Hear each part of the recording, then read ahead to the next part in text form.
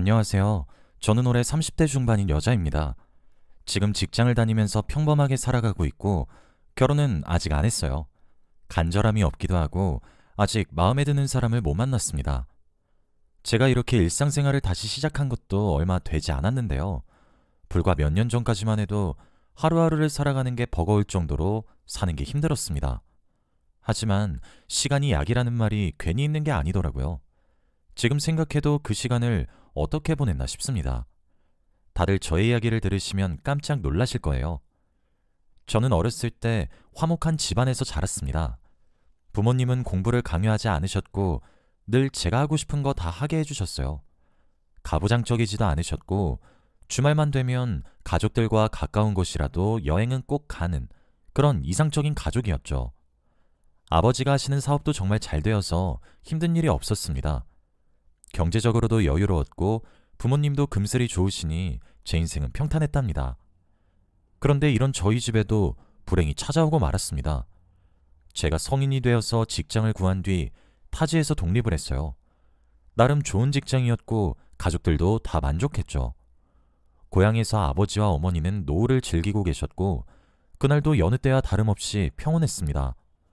그런데 어느 날 어머니에게서 전화가 오더라고요. 그날 하필 일이 너무 많아서 전화를 받지 못했어요. 나중에 연락을 드리겠다고 생각한 후 일에 열중을 했죠. 그러다가 밤이 되었고 어머니는 계속해서 전화가 왔습니다. 결국 어머니가 전화를 하신 지 몇 시간이 지나고 나서야 전화를 받을 수 있었죠. 그런데 전화를 받자마자 어머니가 하신 말씀은 정말 충격적이었어요. 너 왜 이제 전화를 받아? 어? 왠지 운 것 같은 목소리로 말을 하셨고 저는 너무 놀라서 무슨 일이냐고 물었죠. 그런데 어머니는 말을 잇지 못하셨고 계속 눈물만 흘리셨습니다. 그러고는 저한테 문자로 주소를 남겨줄 테니 지금 당장 그곳으로 오라고 했어요. 문자로 주소를 받고 내비에 찍었는데 바로 장례식장이었습니다. 저는 순간 친척들 중에서 누군가 돌아가신 줄 알았어요. 그래서 최대한 빨리 장례식장으로 달려갔는데 영정사진에 있는 사람은 바로 저희 아버지였습니다. 어머니는 상주복을 입고 저를 보자마자 엉엉 우셨고 저는 상황 파악이 되지 않았어요. 도대체 어떻게 된 상황이냐고 묻고 따지니 어머니는 그제서야 말해주셨습니다. 저에게는 말을 하지 못했던 아버지의 비밀을 말이죠. 바로 아버지가 위암이셨다고 해요. 일부러 제가 걱정만 할까봐 어머니만 알고 계셨다고 합니다. 주기적으로 병원도 가고 했는데 이렇게 빨리 전이가 될 줄은 몰랐다고 해요. 병원에서도 아직 살 날이 많이 남았다고 했는데 갑작스레 세상을 떠나셨대요. 저에게 아버지가 아프다는 소식을 전할 참이었는데 뭐가 그리 급하셨는지 하필 그쯤에 아버지가 쓰러지셨다고 합니다. 결국 응급실에 갔지만 이미 세상을 뜨신 후였다고 해요. 저는 어머니의 말을 듣고 정신이 혼미해졌습니다. 제가 조금만 더 고향에 자주 내려가서 얼굴도 뵙고 전화도 드렸으면 알 수 있었던 사실을 이제야 알았으니 말이죠. 저는 딸이라고 할 자격도 없었습니다. 아버지의 시신은 정말 말라 있었어요. 제 기억의 아버지와 너무 달랐습니다. 아버지에게 관심이 조금만 있었다면 아버지가 돌아가지 않으셨을 거라고 생각했죠. 엄청난 죄책감이 들었고 아버지에게 죄송한 마음뿐이었습니다. 저희 집은 그날부터 불행의 연속이 시작되었어요. 저와 어머니는 예상치 못한 아버지의 죽음을 받아들이지 못했습니다. 둘 다 너무 힘들어했어요. 하지만 저는 이제 어머니를 혼자 남겨둘 수는 없었습니다. 아버지 없이 혼자 계실 어머니가 너무 걱정이 되었고 아버지가 돌아가시고 나니까 어머니에게 잘해드려야겠다는 생각이 들더라고요. 그래서 정말 지극정성으로 모셨습니다. 연락도 자주 드리고 고향에도 주말마다 방문하면서 어머니의 말동무가 되어드렸죠. 처음보다 어머니가 우울해하시는 것이 많이 줄어들긴 했지만 그래도 어머니의 빈자리는 채워드릴 수 없었습니다. 딸로서 최선을 다했지만 결국에는 어머니 옆자리가 비어있으니까요. 그렇게 한 달, 두 달이 지났고 어머니는 점점 나아지는 것 같았어요. 제가 고향에 자주 방문해서 말동무도 해드리고 같이 여행도 다니면서 그런 줄 알았어요. 그런데 어머니가 나아지신 것이 저 덕분이 아니었습니다. 제가 주말에 방문한 어느 날 모르는 남자가 어머니 집에 있더라고요. 처음 보는 사람이었는데 어머니가 소개시켜 주었습니다. 그 사람은 바로 어머니가 만나고 있다는 남자였어요. 그날 저는 엄청나게 놀랐어요. 만난 지 조금 됐다고 했고 어머니가 힘들 때마다 옆에서 위로도 많이 해주셨다고 하더라고요. 그 남자 덕분에 상처를 치유할 수 있었다고 합니다. 저는 너무 충격적이었고 할 말을 잃었어요. 솔직히 저는 아직 아버지를 보내지 못했어요. 그런데 아내인 어머니는 아버지가 돌아가신 지 얼마 되지도 않았는데 금세 다른 남자를 만난다고 하니까 이해가 되지 않더라고요. 그리고 옆에서 지켜본 그 남자는 제 마음에 들지 않았습니다. 어머니보다 나이도 어린 사람이었는데 약간 챙김받는 스타일이시더라고요. 저희 어머니가 밥도 해주고 용돈도 주고 그랬습니다. 저는 어머니를 감싸주는 듬직한 사람을 만났으면 했는데 어머니가 챙겨줘야 하는 사람을 만나니까 마음에 들지 않았어요. 그래서 그 남자를 환영해주지는 못했습니다. 그리고 굳이 왜 저희 어머니와 사귀는지 이해가 되지 않았어요. 저희 어머니는 결혼까지 했던 여자고 자식까지 있습니다. 어머니가 또래분들에 비해 아이를 빨리 낳으셔서 많이 젊은 편이긴 하지만 그래도 40대 후반이셨고 그 남자는 나이가 많이 어려서 더 좋은 여자를 만날 수 있을 것 같았어요. 그때 제 머릿속에는 오로지 돈밖에 없었습니다. 어머니가 아버지가 돌아가신 후 유산을 많이 받았어요. 그래서 그걸 노리고 저희 어머니를 이용하는 건 아닐까 싶었어요. 인상도 좋지 않았고 계속 어머니한테 용돈을 타서 쓰는 것도 거슬렸습니다. 그런데 제가 그 사람이 마음에 들지 않는 건 아무 상관없었어요. 어머니가 그 남자한테 아주 푹 빠지셨습니다. 하루 종일 싱글벙글 웃고 다녔거든요. 이렇게까지 좋아하시는 걸 보니 제가 선뜻 헤어지라고 말을 할 순 없었습니다.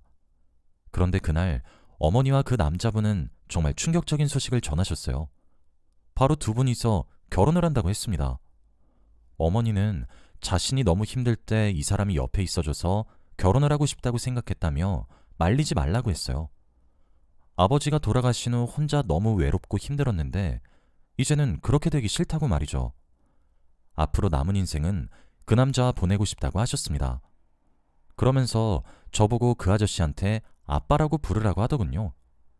저는 어머니한테 조금 실망했습니다. 그 아저씨를 저는 그날 처음 뵙고 마음에 들지 않았어요. 그리고 아버지의 죽음을 아직 받아들이지 못했는데 새아빠라뇨? 저는 그 자리에서 심통이나 결국 못된 말을 내뱉고 말았습니다. 엄마 미쳤어? 새아빠라니? 아직 아빠 죽은 지 얼마나 됐다고 덜컥 다른 남자를 데려와. 엄마 이런 여자였어? 나한테 아빠는 한 명뿐이야. 죽는 한이 있어도 절대 이 아저씨한테 아빠라고 안 불러. 그 말을 내뱉은 후 저는 집을 박차고 나갔어요. 그때는 20대 초반이라 철이 없었던 시절이었고 그 아저씨가 그냥 너무 싫었습니다. 그날 이후로 저는 고향에도 잘 안 내려가고 어머니한테 연락도 잘 안 드렸어요. 제가 이렇게 나오니 어머니가 먼저 연락을 하시더라고요. 저녁마다 연락이 오셔서 그 아저씨와 있었던 일들을 말하시면서 좋은 사람이라고 했습니다. 그러면서 두 분이 지금 동거를 하고 있다고 했어요. 정말 어처구니가 없었고 제대로 그 사람을 알아보지도 않고 같이 산다는 어머니가 너무 미웠습니다. 그뿐만 아니라 불과 몇 달 전까지만 해도 안방에는 아버지가 있었는데 이제 그 아저씨가 아버지의 자리를 치고 들어온다고 하니까 더 싫어지는 거 있죠. 그래서 더 기분 나쁜 티를 팍팍 냈습니다. 제가 매일 전화로 못된 말을 하고 그 아저씨 싫다고 말을 하니 어머니도 참다 못해 화를 내시더라고요. 그이가 너랑 얼마나 잘 지내고 싶어 하는데 너 내가 그렇게 가르쳤어? 어른한테 왜 이렇게 못되게 말해? 하늘에 있는 네 아빠가 지금 이 모습 좋아할 것 같니? 항상 이렇게 어머니와 싸우면서 전화를 끊었고 저는 어머니가 너무 미웠습니다. 아무리 혼자 지내는 게 힘들다고 해도 그렇지 바로 다른 남자와 함께 산다뇨. 정말 이해할 수 없는 행동이었습니다. 어머니와 몇 달간 냉전 상태로 있었어요. 먼저 연락도 잘 하지 않고 각자의 소식을 전혀 모르고 있었습니다. 어머니가 그 사람과 정리했다는 말만 기다리고 있었죠. 그런데 어느 날 저녁에 어머니가 오랜만에 전화가 오셨어요. 저는 괘씸해서 전화를 받고 싶지 않았지만 그래도 엄마 전화라서 그런지 거절은 못하겠더라고요. 그래서 몇 분을 뜸을 들이고 전화를 받았습니다. 평소처럼 틱틱대면서 받았어요. 그런데 어머니의 말투가 평소와 달랐습니다. 마치 아버지가 돌아가셨을 때 저에게 전화를 한 말투와 비슷했어요. 울먹이는 듯한 목소리였습니다. 저는 그 목소리만 듣고 무언가 잘못되었다는 것을 알게 되었습니다. 어머니는 중요하게 할 이야기가 있으니 지금 당장 집으로 내려오라고 했어요. 저는 무슨 일인가 싶어서 바로 고속도로를 타고 고향으로 내려갔고 집으로 가니 거실에서 어머니 혼자 울고 있었어요. 저는 무슨 일이냐며 묻고 따졌죠. 집에는 그 아저씨 물건이 모두 없었고 저는 대충 예상을 할 수 있었습니다. 단순히 두 분이 헤어져서 어머니가 우시는 줄 알았어요. 그런데 어머니는 저에게 충격적인 말을 해주셨습니다. 바로 유산을 했다는 내용이었어요. 어머니가 40대 후반의 나이에 기적적으로 임신을 했다고 합니다. 당연히 그 남자아이였고 어머니는 당연히 낳으려고 했대요. 하지만 임신 소식을 그 남자한테 알렸더니 엄청난 말을 했다고 합니다. 바로 자신이 유부남이라고 밝혔대요. 어머니는 그 자리에서 충격을 받았고 손이 벌벌 떨렸다고 합니다. 그 남자는 주말마다 어디론가 갔었는데 그게 자기 집으로 간 거였대요. 항상 골프를 치러 간다고 했었는데 알고 보니 기러기 부부여서 자기 가족들 집으로 갔다고 합니다. 어머님은 유부남인 줄 모르고 만났고 임신했다고 하니 유부남이라고 밝힌 거죠. 그리고 그 남자는 내 아인 맞는 거지? 라는 무책임한 말을 했다고 합니다. 어머니는 그 말에 정이 다 떨어졌고 할 말을 잃었다고 해요. 그래서 DNA 검사를 해서 결과지를 보여줬더니 조작된 거 아니냐고 했답니다. 어머니는 혼자서라도 낳아 기르겠다고 하니 그 남자는 돈이 없어서 양육비를 못 준다고 했대요. 이미 가정이 있는 몸이고 자식까지 있어서 아이한테 줄 돈이 없다고 합니다. 어머니는 그런 천하의 쓰레기를 만났다는 거에 너무 충격을 받았고 하루 종일 울었다고 해요. 그 남자는 아무 일 없다는 듯이 원래 집으로 돌아가서 잘 살고 있다고 합니다.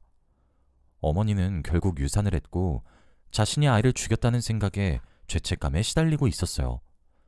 저는 어머니의 말을 다 듣고 손이 바르르 떨리면서 식은땀이 났습니다. 그날 살면서 그렇게 화나본 적은 처음인 것 같아요. 정말 지금 당장이라도 찾아가서 때려 죽이고 싶은 마음이었습니다. 제가 찾아가겠다고 어머니한테 화를 내니 어머니가 저를 막더라고요.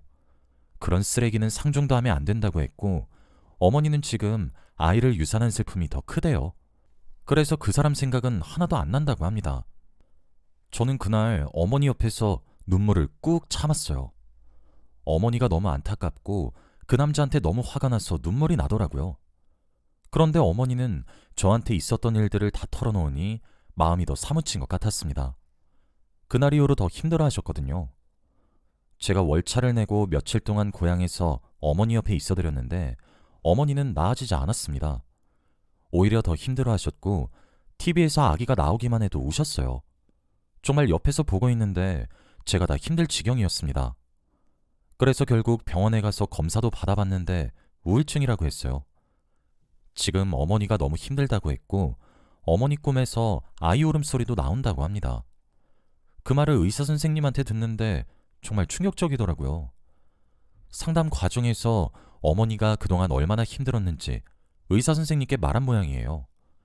그래서 제가 알지 못한 내용들을 많이 듣게 되었는데 어머니는 정말 상상 이상으로 아팠습니다. 그 말을 듣는데 가슴이 쿵하고 내려앉더라고요. 순간 아버지 이후로 어머니까지 잃을까봐 정말 두려웠어요.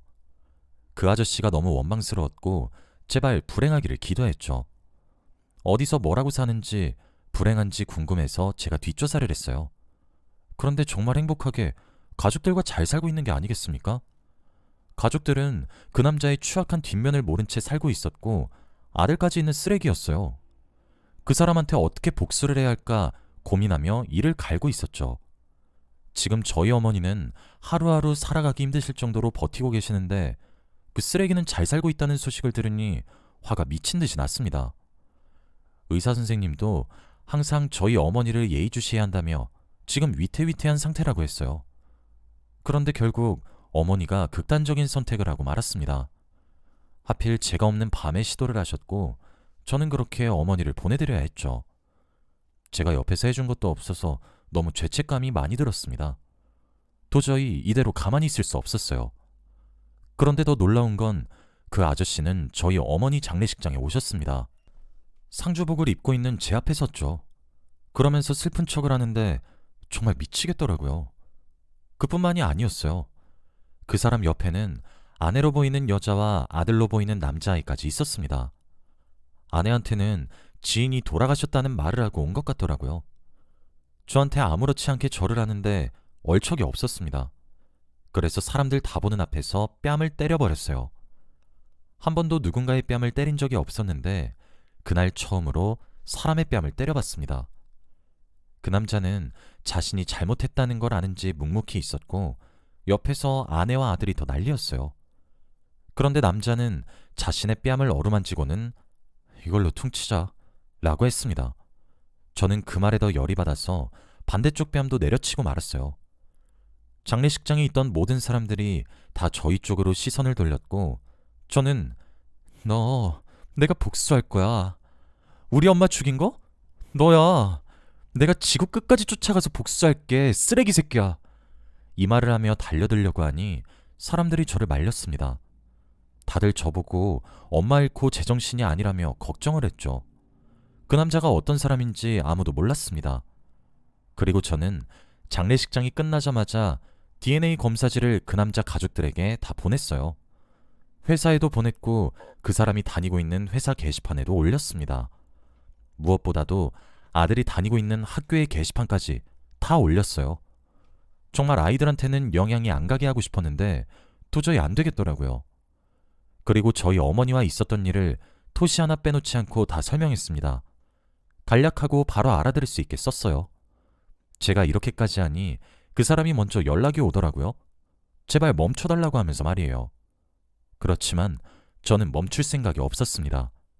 어머니 대신해서 제가 복수를 하는 건데 아직 시작도 안 한 거라고 생각했거든요. 네 아들 결혼한다고 하면 사돈될 사람한테도 이거 보낼 거고 결혼식장에 오는 하객들한테도 다 뿌릴 거야. 평생 따라다닐 거니까 각오해. 그리고 저는 그 남자의 연락을 받지 않았습니다. 몇 달 뒤 뒷조사를 또 했어요. 그 남자가 과연 어디서 뭐라고 사는지 불행한지 궁금했습니다. 그런데 정말 다행히도 제가 원하는 대로 흘러갔어요. 그 남자는 이혼을 당하고 결국 아들도 못 보게 되었다고 해요. 뿐만 아니라 회사에서도 잘려서 지금 매일 아침마다 일용직을 구하는 구직센터로 간다고 하더라고요. 뒤에서 몰래 정보를 캐는 게 바보 같긴 했지만 그래도 이렇게라도 이 사람이 불행한 걸 알게 되니 정말 통쾌하더라고요. 어머니 대신 제가 복수를 했다는 생각에 고소했습니다. 지금 생각해도 사람이 왜 이렇게 못됐나 싶어요. 가정을 버리고 다른 여자를 만나는 것으로 모자라서 못된 말까지 하다뇨. 그 남자는 첫인상부터 별로였는데 이렇게라도 끝내서 정말 다행인 것 같습니다. 하늘에서 어머니와 아버지가 만나서 행복하게 지내시고 계신다고 생각하려고요. 어머니가 얼른 아버지를 뵙고 싶어서 일찍 가신 거라고 생각합니다. 이 일이 있고 나서 당시에는 너무 힘들었어요. 아버지를 보낸 지 얼마 되지 않아서 어머니까지 보내니 삶의 의욕이 사라지더군요. 그래도 정말 시간이 약이라는 말이 괜히 있는 게 아닌가 봐요. 몇 년이 지나서 30대 중반이 되니까 지금은 이 생활에 적응이 되었어요. 일상생활도 적응했고 매년마다 부모님 제사도 잘 지내고 있습니다. 다들 저의 이야기를 들으시고 이성 잘 만나시길 바래요. 못된 사람들 안 만나시길 바랍니다. 저의 이야기는 여기까지예요. 들어주셔서 감사합니다.